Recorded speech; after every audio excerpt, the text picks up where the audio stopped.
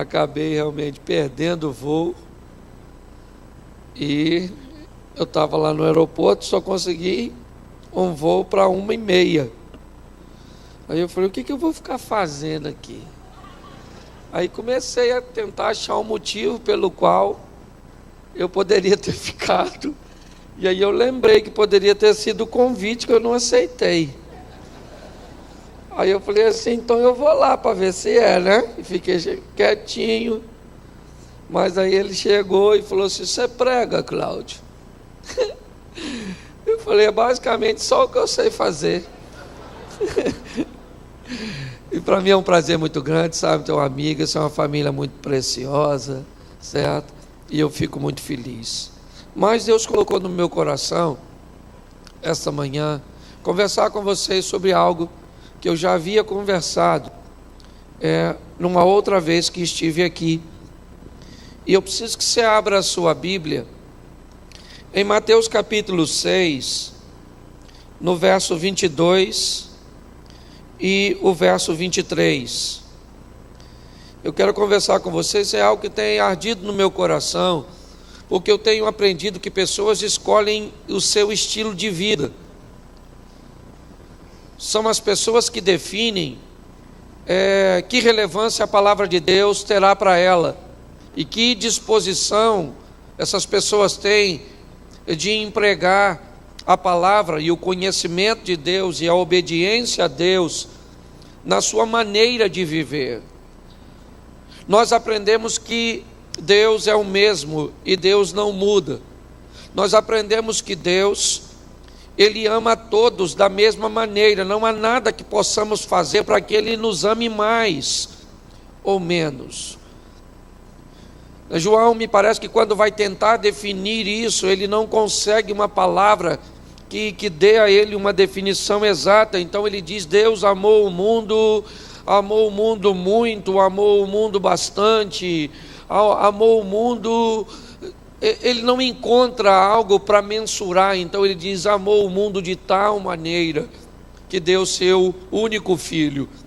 Então a proposta de Deus é para que tenhamos um estilo de vida que motive outras pessoas. Às vezes, quando eu olho, por exemplo, para Zaqueu procurando Jesus, eu me pergunto se não tem a ver com o estilo de vida e transformação de Mateus, que era alguém que deixou também, certo, a Receita Federal Romana, deixou de ser um cobrador de impostos.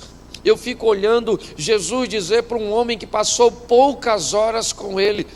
Eu fico imaginando que material didático Jesus deixou para o ex-endemoniado gadareno, o que aquele homem aprendeu sobre teologia do Velho Testamento, sobre a Torá. Será que Jesus deixou para ele, certo, o Pentateuco nas mãos, dizendo, vá para a tua casa e vá para os teus, certo, e pregue essa palavra para eles? Não, Jesus disse, eu preciso que você vá para a sua casa, porque eles sabem quem você é. Então vá para casa agora, porque eles ainda não sabem que você teve um encontro comigo. Então vai para a sua casa agora e mostra para eles o material didático. A pedagogia, ela vai ser você, certo? Quando Jesus está dizendo isso para ele, o que ele está dizendo? Eles conhecem o seu estilo de vida, ele conhece a sua maneira de viver, sabe que você vive no meio dos sepulcros, sabe que você se tornou alguém violento, sabe que você se tornou alguém que não é capaz de conviver em sociedade. Isso é o que eles sabem a respeito de você. Mas só que quando você voltar para casa agora, eles vão saber não apenas coisas a respeito de você, mas coisas de alguém que fez você mudar de vida. Você entende isso? O estilo de vida daquele homem mudou. E quando o estilo de vida muda, as pessoas que são observadoras, porque a Bíblia diz que nós estamos vivendo debaixo de uma grande nuvem de testemunha. Tem gente olhando na sua vida, a sua maneira de sentar, a sua maneira de... Tem gente que entra na sua rede social só para ver as suas fotos, se você mostra a sua nudez, se tem uma bebidinha em cima, está todo mundo olhando para tu. Há um bando de fofoqueiro, mas Deus autorizou. se mete mesmo na vida, porque a vida alheia é do interesse de todos, certo? Então, o estilo de vida é algo muito precioso. Por quê? Porque ele é a propaganda de quem administra a sua vida. Entende? Foi com essa curiosidade que a rainha de Sabá foi olhar Salomão. Porque está todo mundo de olho em tu. E eu sei que tu não gosta, nem eu. Há um tempo atrás eu estava atravessando a rua lá em Xerém. Quando eu atravessei a rua, o cara que foi criado comigo, estudou comigo, ele me encontrou e disse: Cláudio, você mudou mesmo. Eu falei: mudei? Até fiquei lisonjeado. E eu disse: mas por que você acha que eu mudei? Ele falou: porque quando você estava atravessando a rua, passou um mulherão e você nem olhou. O cara estava olhando, se eu ia olhar para o mulherão. Louvado seja Deus que eu não vi. Porque se eu tivesse visto, provavelmente eu tinha olhado, nem que fosse para contemplar o produto dos outros. Entendeu? Mas eu quero que você entenda que em todo tempo as pessoas estão nos observando. Então eu quero te mostrar e conversar um pouquinho com você, né? Aliás, te agregar mais valores do que da outra vez eu deixei, sobre essa questão de estilo de vida.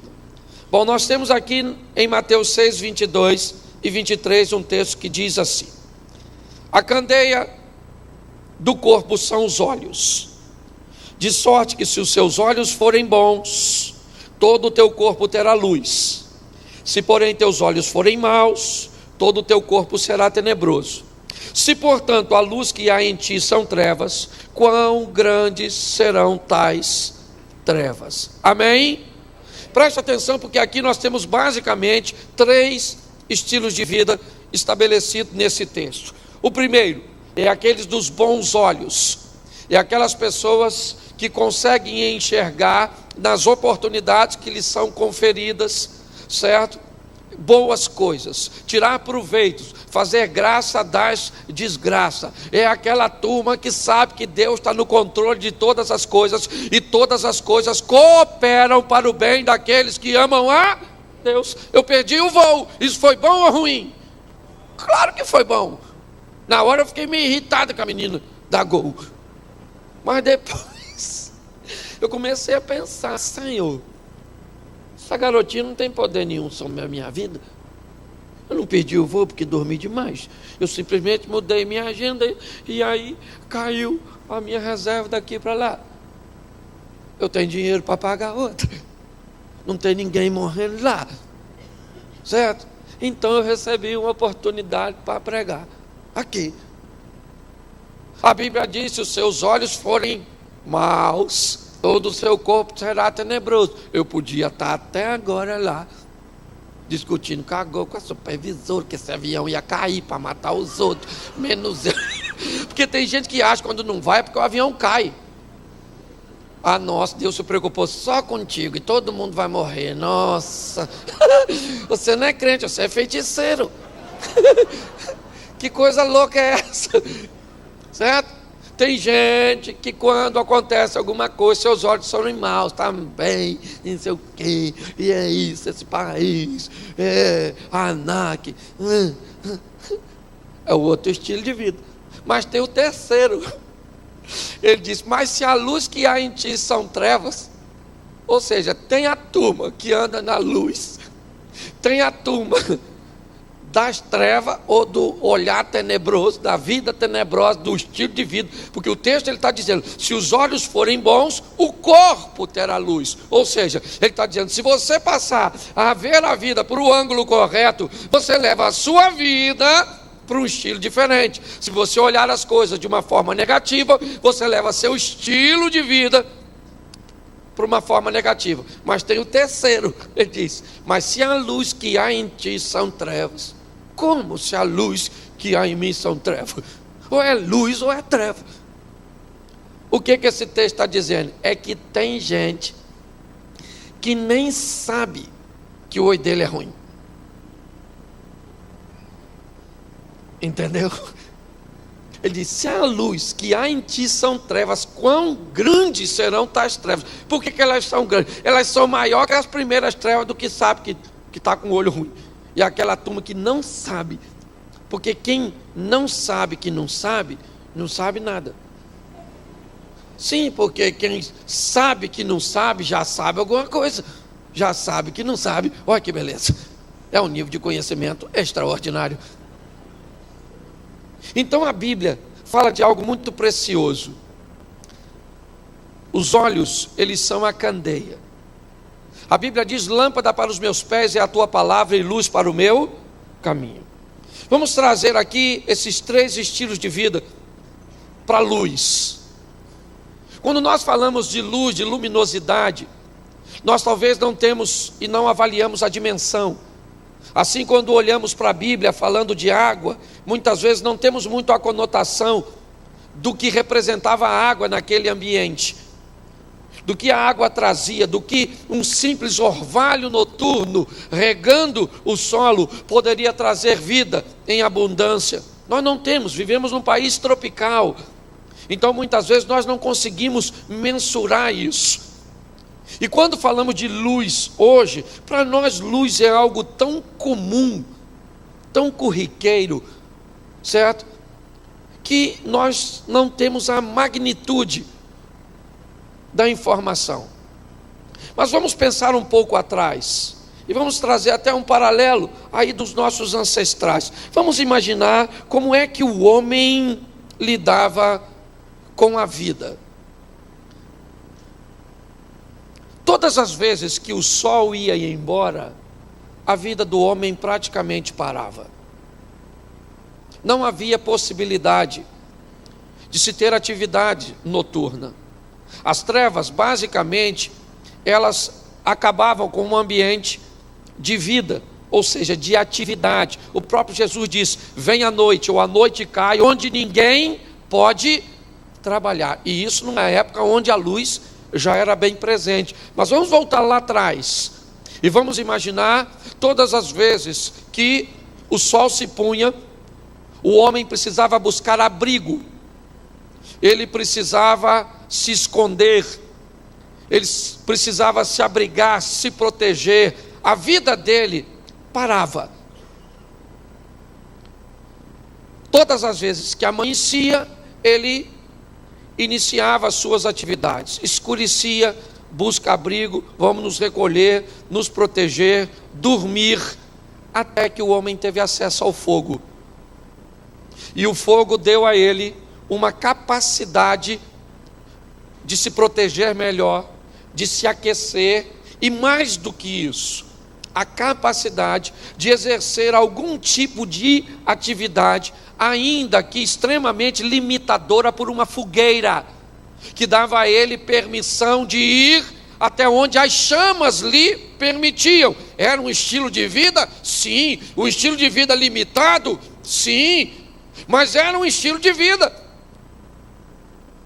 Até que o homem descobriu que poderia pegar um pedacinho dessa madeira queimando, envolver ela em alguma coisa e conduzir aquele fogo extremamente limitador a romper um pouco mais as trevas, a ir um pouco mais adiante. Todas as vezes que a luz, as trevas vão embora. Então ele agora, munido de uma tocha, ele pode ir um pouquinho mais adiante, ou seja, a fogueira não é mais o seu estilo de vida. Ele tem agora uma tocha que pode levá-lo um pouquinho mais adiante, mas ela vai apagar. E já já ele volta para o ambiente, ainda que consiga ir um pouquinho mais além, até que ele descobre o combustível, a lâmpada, o azeite, o óleo, e aí as coisas tomam um rumo diferente. Agora, de posse da lâmpada, lâmpada para os meus pés é a tua palavra e luz para o meu caminho. Agora não há mais limite. Por maior que seja o ambiente de trevas, de caos, de crise, de problemas, ele tem uma lâmpada. E enquanto ele tiver combustível, O combustível na lâmpada gerará luz que fará com que ele rompa o ambiente de trevas, e por mais tenebroso, por mais difícil, por mais desafiador que seja um ambiente econômico, que seja um ambiente social, que seja um ambiente familiar, por mais dificuldades e trevas que vejamos, o que acontece, nós temos algo em nós que nos dá condições de sobrevivermos, de caminharmos, de vencermos, de irmos além. O que vemos aqui é nada mais, nada menos que os 3 estilos de vida. Pessoas que optaram a viver num ambiente extremamente limitador, em todos os ângulos. Elas vivem um ambiente limitador nos seus aspectos financeiros, e sabemos que nós não podemos pregar uma riqueza para todos. Isso não é viável. A cadeia social não permite que todos sejam milionários. Esqueça isso. Porque presta atenção, você é milionário e todo mundo é milionário. Seu carro furou o pneu. O borracheiro está em Dubai. Foi dar um rolê lá. Sim. Você quer comer um lanche do McDonald's? Não tem. A menina do McDonald's está em Cancún, nadando com tubarão. Você quer andar de táxi? Não tem táxi, acabou o Uber, acabou tudo. Está todo mundo fazendo o quê? Com quem? Não tem como. Não é isso que eu estou falando. Mas eu estou dizendo que tem gente que vive uma vida econômica de sobrevivência. E o que é isso? No meu ver, é a ausência de luz. A ausência de luz que impulsione a mente dessa pessoa a se capacitar. Não basta só capacitação, tem que ter o tal do network, a sua rede de relacionamento. Porque eu conheço um montão de gente que estudou pouco, mas fez uma rede tão boa que tem um empregão e ganha muito mais dinheiro do que quem estudou a vida inteira e fica frustrado. O outro não estudou, porque não é só estudo, filho, é relacionamento. Entendeu? Mas isso você tem que ter luz na mente, porque senão você diz, vou estudar, e não quero me relacionar com ninguém, não quero amizade, não quero nada, porque eu vou estudar, vai morrer estudando. E reclamando do outro que nem estudou direito. Aí precisa de fidelidade. E Lutero falou de uma maneira muito legal aqui, certo? Essa questão da palavra de Deus, botar uma luz na sua mente, para você entender que Deus, quem foi que falou? Foi o Casagrande? Foi não? Quem foi que falou? Foi Deus. Só que nós estamos tão relacionados com homens e tão distante de Deus, que a gente começa a avaliar Deus pelo nosso relacionamento humano. E Deus, já sabendo que poderia correr esse risco, o que ele falou? Não precisa nem falar isso, mas ele falou assim: eu não sou homem para que minta, nem filho do homem para que se arrependa. Falou ou não falou? Através das escrituras. Só que às vezes a gente pensa que Deus falou que esse negócio de fidelidade, o governador também falou que ia fazer e não fez. O outro disse que ia fazer. Pois é, querido, ele não é homem, ele falou, ele vai cumprir. Só que se você não acreditar, o que você faz? Cria a sua fogueirinha e vai vivendo em volta dela, soprando e botando. É um estilo de vida, sim ou não? Essas pessoas vão para o céu, sim ou não? Sim ou não? Vocês estão até com dúvida. Não esqueça que algumas delas são você. Até você já está botando você no inferno. Escute só, é claro que vão. Eu não estou falando de salvação, eu estou falando de estilo de vida, propaganda, entendeu? Que Deus quer fazer através de tu. Mas já tem gente aqui que já saiu da fogueira e foi para a tochinha. Já tem uma turminha com a vidinha também boazinha, legalzinha. Né? Vai com a tochinha. Tem gente da tocha, sim ou não? Sim. Mas já tem gente do azeite, já tem gente do óleo, já tem gente do combustível, da lâmpada, que pode ter treva onde tiver, que a pessoa vá. Vá por quê? Porque ela tem aqui, ó, Chegou. Nossa, que ambiente tenebroso. Ah, tá tenebroso? Dá licença, cara. O tenebroso foi para ali. Todas as vezes que a gente chega com a luz, o tenebroso, ele vai para o próximo estágio. Então você pode escolher um estilo de vida para viver. Sobre isso aqui, se os seus olhos forem bons, vista. Repita comigo, vista. Vista, quando eu falar a palavra vista, eu quero que você imagine tudo que tu tem, todos os seus recursos, todas as suas possibilidades atuais. Eu quero que você encare como vista a sua realidade.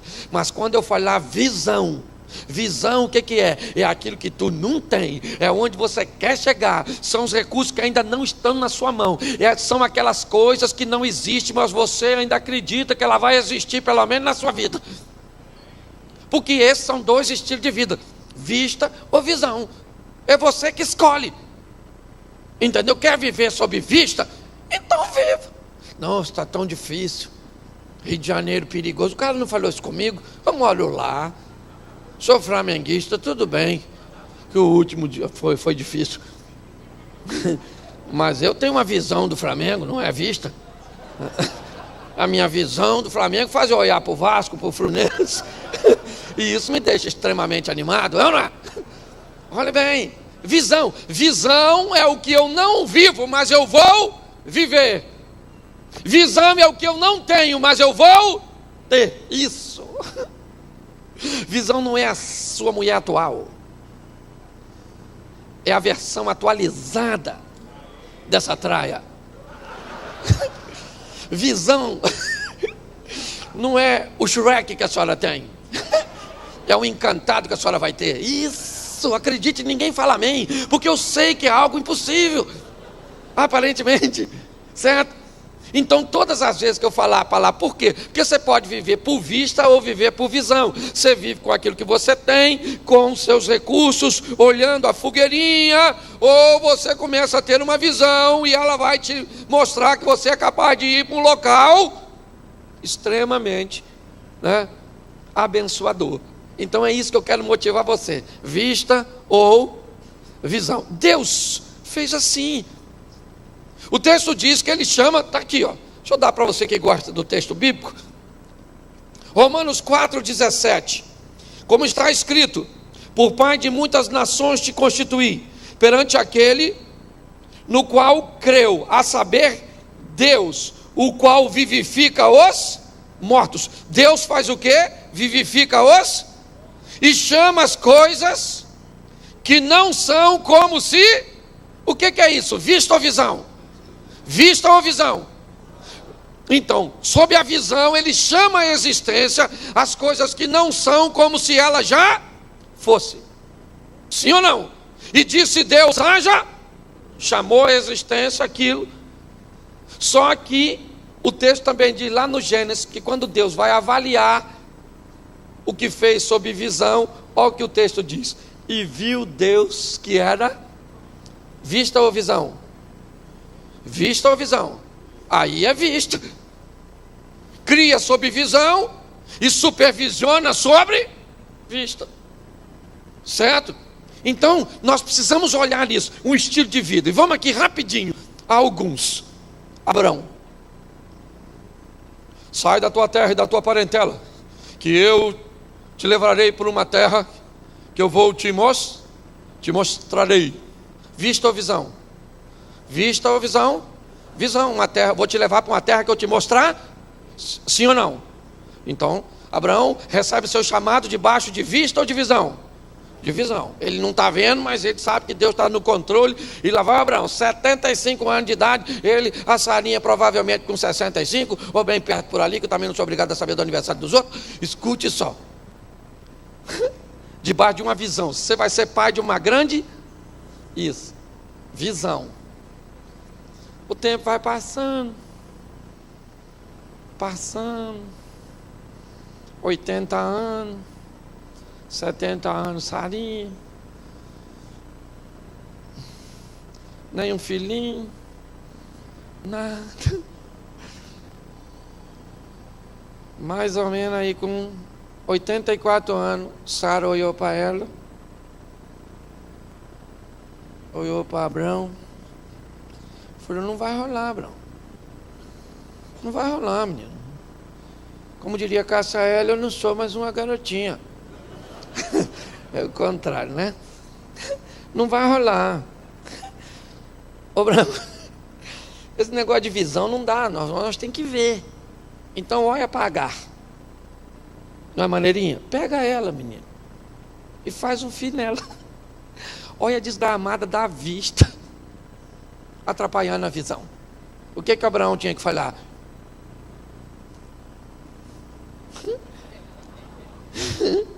Agar, né? Não vou pegar, não. Deus falou que você não sei, filho. Então é com você que eu vou ter. Não é à toa que eu sou o pai da fé. Vou fazer um filho numa mulher dessa. Escute só. Deus deu uma visão, mas a vista começa a comprometer a visão. Tem muita gente que se perde no tempo. Muitas pessoas receberam de Deus uma visão, mas como está demorando, elas tentam arrumar um atalho. Você não precisa fazer isso. Aquele que prometeu é fiel para cumprir. Você está entendendo? Fique tranquilo, às vezes demora mesmo, demora. Demora ou não demora? Deus demora ou não demora? Claro que demora. Olha o que o salmista escreveu: Senhor, apressa-te me socorrer. O que o salmista está falando? O senhor está demorando. Marta falou: estão precisando do senhor aqui. Ele falou: não vou agora, só vou depois, deixa o Lázaro morrer. Isso, aí eu vou dar um pulinho lá. Ele sabia de tudo, Marta não sabia de nada, porque ele demora. Então talvez ele esteja demorando naquilo que te prometeu, mas fique na sua posição, porque ele vai agir a seu respeito. O sobrenatural vai acontecer. Agora, o que eu vejo, o camarada se perdendo na vista. Isso é uma coisa extremamente comum. Eu já vi muita gente casar com quem não devia por causa de tempo, entrar numa sociedade que não devia por causa de tempo, tentar assumir um ministério que não devia por causa de tempo. O fator tempo é importantíssimo. Mantenha-se ligado e fixo na visão. Ele não te deu uma visão, ele não te deu uma palavra, então fique tranquilo, porque ele vai cumprir aquilo que falou. Posso ouvir um amém?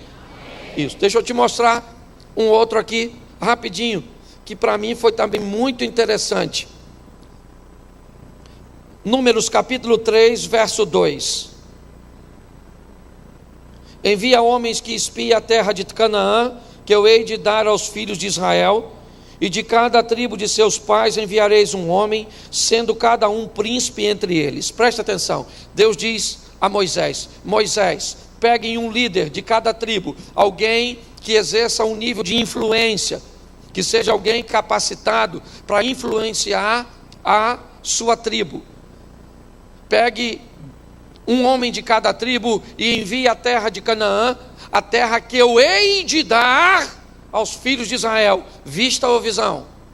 Vista ou visão? A terra não é deles, certo? Então é uma terra que eu hei de dar. Os espias, eles vão lá para ter uma visão. E Deus disse assim, ó: homens que espiem a terra. Espiem o quê? Espiem o quê? A terra, tá certo? Isso foi o que Deus falou com Moisés. Capítulo 13, verso 18. Moisés está mandando os homens irem e diz assim: vede que terra é. Está certo ou não? Certo ou não? Certo? E o povo que nele habita, se é forte ou fraco, se é pouco ou muito, como é a terra em que habita, se é boa ou má, quais são as cidades em que eles habitam, se em arraiais, se em fortaleza. Tem alguma coisa de errado. Deus diz para Moisés: manda os camaradas espiarem não é para espiar povo, não é para espiar cidade, não é para ver se eles são fortes ou fracos. Ele não mandou olhar isso, porque isso não é problema para ele. Ele derruba muralha, você está entendendo? Ele entra com providência, desbarata exércitos, certo? Fazem eles lutarem entre si. Qual é o grande problema? É que Deus deu uma visão para Moisés, e Moisés deu uma vista para os homens. Quando Moisés mandou os homens olhar o que Deus não mandou olhar, inevitavelmente 10 homens voltam trazendo com si a informação da vista, e 2 conservam a visão. Você está entendendo? O que nós vemos aqui, que quando você ensina seu filho, ensina a pessoa que está com você, ensina seu marido, sua esposa, seu liderado, a avaliar as coisas por vista, você vai ter problema. Porque a realidade nossa muitas vezes é muito dura, e nós, para sermos movidos, precisamos estar movidos por uma visão. Foi o que fez a grande maioria sucumbir, olhar para o lugar errado. Vamos olhar para Davi? Todos os homens de Israel, olhando o gigante, sentiam medo. Vista ou visão? Vista ou visão? Olharam para o gigante, e o gigante inspirou neles medo. Claro, o cara usava uma armadura praticamente nunca vista pelo povo de Israel. Um homem que tinha sobre si metais. Se não bastasse a sua altura, a sua estatura, mas sua indumentária era algo inovador. Quando aqueles homens olhavam, eles sentiam medo, até que chegou no campo de batalha alguém com visão. E quando alguém com visão chegou num ambiente de vista e disse: eu resolvo isso, eu mato esse gigante, eu vou resolver essa situação. Ele cria uma confusão.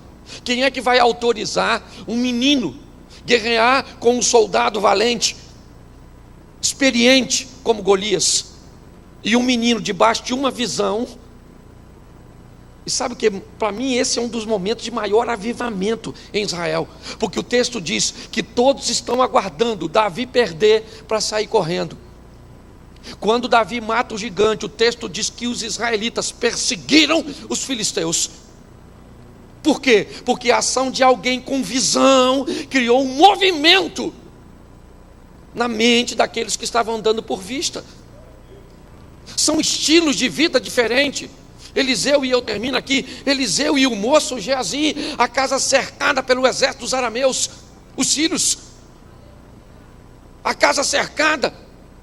E o que nós vemos? Nós vemos um menino que sai e olha para um problema, e o problema captura a sua vista. Ele treme, ele tem medo, ele diz: não tem mais jeito, não vai dar para funcionar, acabou, já era. E depois dele chega Eliseu. O exército que estava para o menino é o mesmo que está para Eliseu. A diferença é que o menino vivia por vista e Eliseu vivia por visão. E a visão de Eliseu diz para ele: não temas, mais numerosos são os que estão conosco do que os que estão com ele. O menino não entendeu nada. Por quê? Porque o seu estilo de vida era mantido por, até que Eliseu disse: Senhor, abra os olhos deste menino. E quando o menino abre os olhos, ele vê o que já estava lá, mas ele não via. Você entende? Agar, ela está movida pela vista, bota seu filho Ismael embaixo de uma árvore e diz: o menino vai morrer. E o texto diz que Deus abriu os olhos de Agar e ela viu um poço. O texto não diz que Deus fez o poço aparecer. O texto diz que ela estava tão envolvida num estilo de vida por vista, que isso inibiu que ela tivesse uma visão. Às vezes a solução está tão pertinho de você e você não consegue enxergar, porque sua mente foi capturada por um problema. Nós precisamos de um estilo de vida de visão. E visão é gente doida. Vai conversar com quem tem visão. Visão vê cura no câncer, vê restauração no casamento acabado, vê libertação num filho esquisito. Não é verdade? Quem tem visão, ele é doido. Se você vê um crente muito certinho, vaza.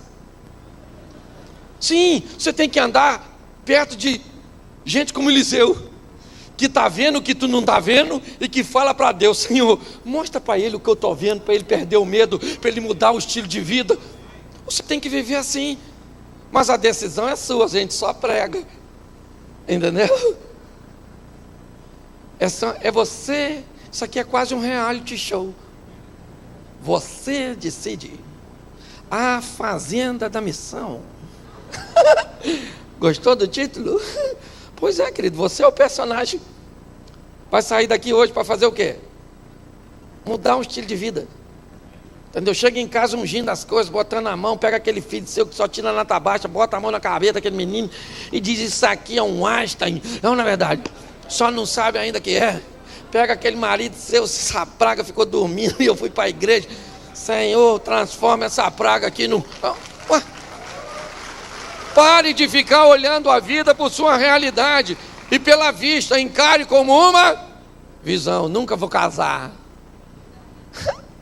Você já falou que não vai, então você não vai.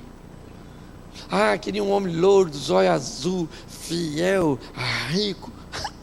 Fala isso para quem tem vista. Hã? Você quer? Você fumou maconha molhada? Você é louco, esse homem não? Agora fala para quem tem visão. Quero um homem assim. Sério, menino, eu vou orar para Deus abrir uma porta para tu. É uma porta difícil, hein? Mas eu vou orar. É ou não? Tem gente até cantando música que ele abre porta onde não tem parede. Quando eu escutei esse hino, ele abre porta onde não tem. Eu falei: tem gente querendo dificultar as coisas. Se não tem parede, eu nem passo pela porta. Eu, na verdade, eu já dou. Ele nem precisa botar a porta. Aí depois diz que engraçado sou eu. Estou eu cantando um hino e quando passei, ele abre porta onde não tem parede. Já viu aquelas fazendas que não tem cerca e nego bota um portão? Tem gente mais engraçada que eu.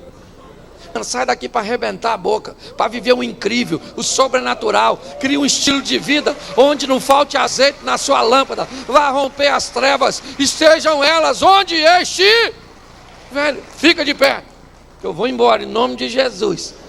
Fecha os olhos. Não, fecha os olhos aí que ninguém vai pegar nada seu. Eu não sei como é que você chegou aqui. Aliás, nem sei se você está só visitando.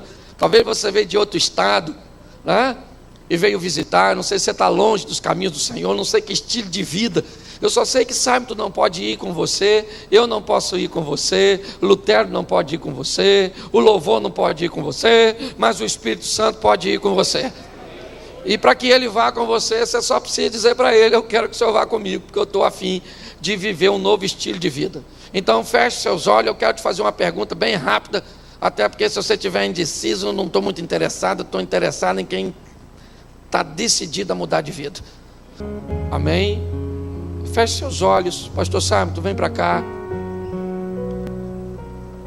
Nós vamos estar orando. Eu vou pedir o Simon, que é o pastor dessa igreja. Se você está aqui visitando, é de outro estado, provavelmente você vai caminhar numa igreja no seu estado, próximo da sua casa. Mas se você é aqui de Vila Velha, de Vitória, próximo, você vai estar caminhando aqui. E esse é o homem que Deus tem colocado. Muito obrigado, querido, pela oportunidade. Amém? Obrigadão.